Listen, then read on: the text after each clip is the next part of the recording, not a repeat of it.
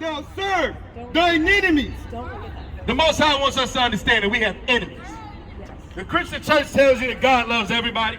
Everybody can be saved. That is absolutely wrong. Yes, that is wrong. When you read the scriptures, it's absolutely wrong. Yes. Salvation is for Israel. Yes. It's not for any other nation. Right. Because every other nation, according to the Bible, is our enemies. That's right. They all have plotted on us in some way, shape, or form.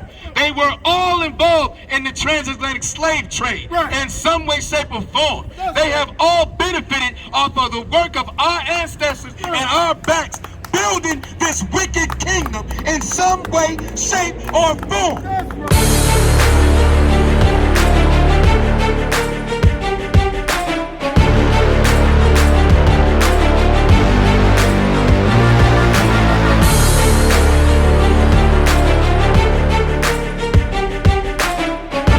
Verse 37. Deuteronomy chapter 28, verse 37. And thou shalt become an astonishment, a proverb, and a byword. We are an astonishment to these people. Look at those folks. Look at them. Look at their kids. They just fighting, they acting up, they thugs, they this, that, and the third. We are every byword that has ever been called.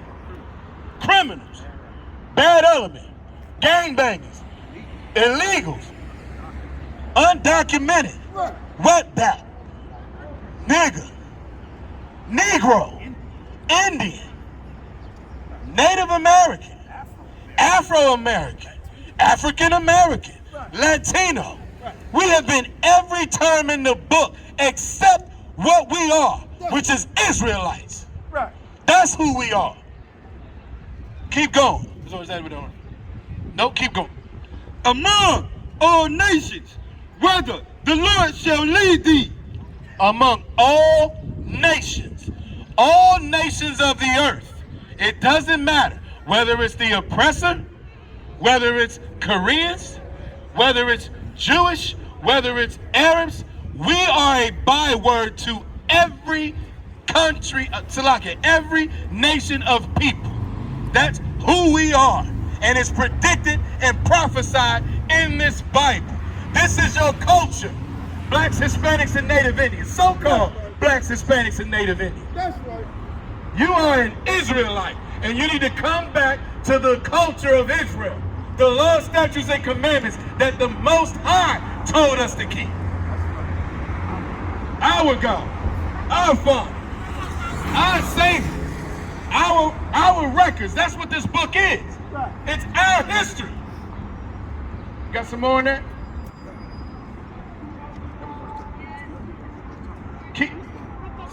Take me to verse 37.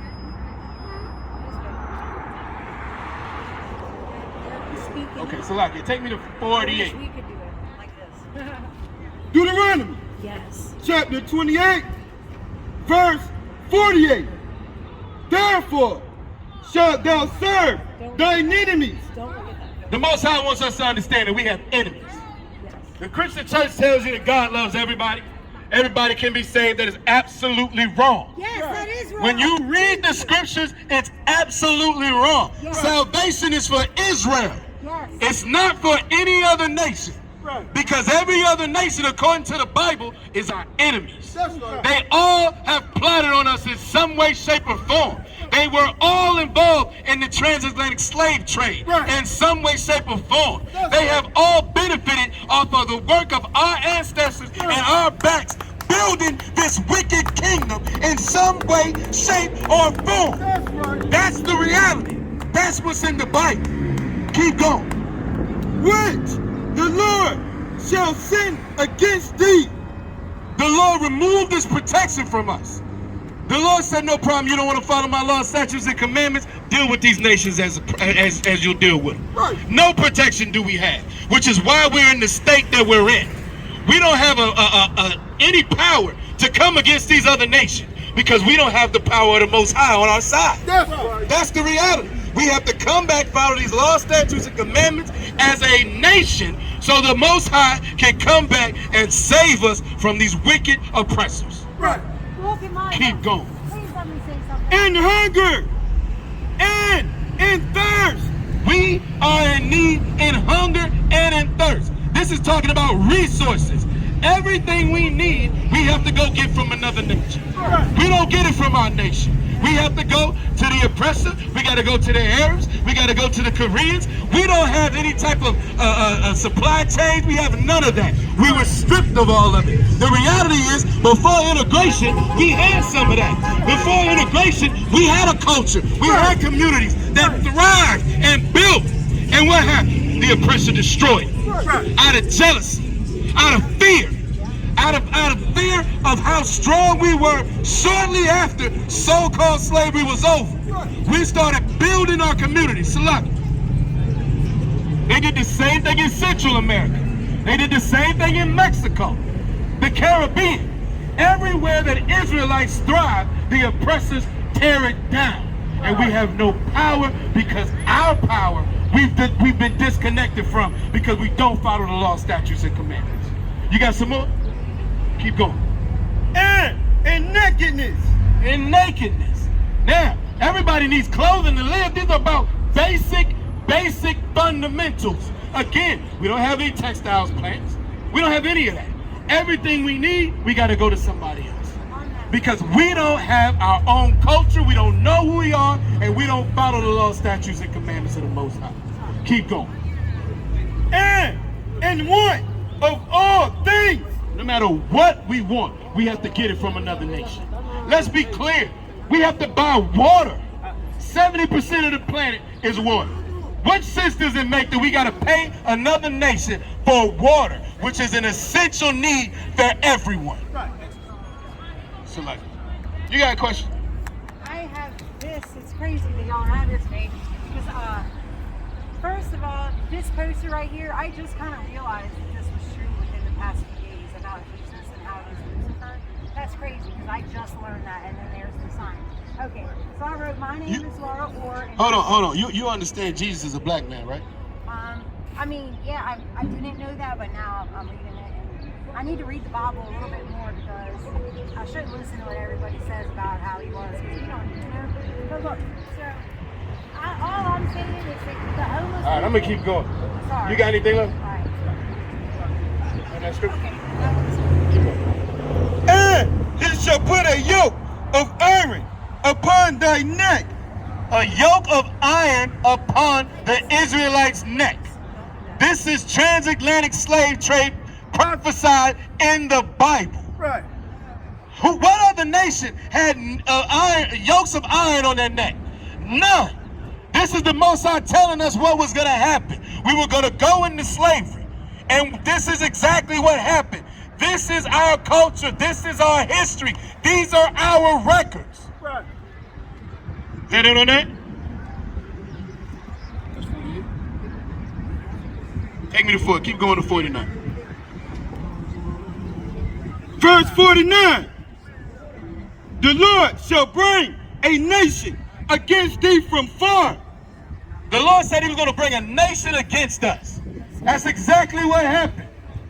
We didn't know our oppressor. We didn't know his language. We didn't know any of that. That's right. Keep reading. From the end of the earth.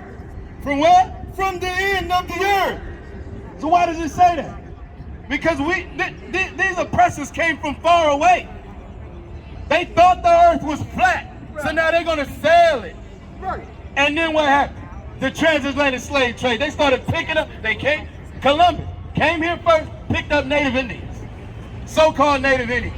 Took them back to Europe. That's the transatlantic slave trade. That's the beginning of it. A lot of people just think it was about so-called black people. No. Native Indians, you were also part of this. Latinos, you were also part of that. Here we go. Keep going. As swift as the eagle flyeth. As swift as the eagle flying. Why is it saying the eagle? Right. Because this is the mascot of this wicked nation. That's right. That's the reality. All of our oppressors, all of them had the eagle as their mascot. Right. The eagle is our enemy. Right. This is predicted in the Bible. Keep going. A nation whose tongue thou shalt not understand. Why are we speaking English right now? This is not our native tongue. But we were destroyed as a people. We were taken into slavery, stripped of our history, and given English to speak and given Christianity to praise. It's absolutely wrong. This is predicted in the Bible. This is not our native tongue. Our native tongue is Hebrew. That's what we teach in this school. Keep going. That's it on that. That's what, 49? Take me to 50. Keep going. Deuteronomy chapter 28, verse 50. A nation of fierce countenance. This is a nation of fierce countenance. What does that mean? This nation disregards everyone. What is countenance? That's your disposition. That's your face. This nation has a fierce face. Why? This nation takes, this nation makes up the military, more than 25% of the military on the planet. Why? Because this nation has a fierce countenance. This nation knows violence. This nation rules by violence. This nation spreads by violence. This nation goes to other countries and then forces them into so-called democracy. Just like Napoleon Bonaparte, Adolf Hitler, Joseph Stalin, Putin, the founding fathers, Christopher Columbus, Pilgrims, the Jesuits, the conquistadors, all of them, the same exact method of operation.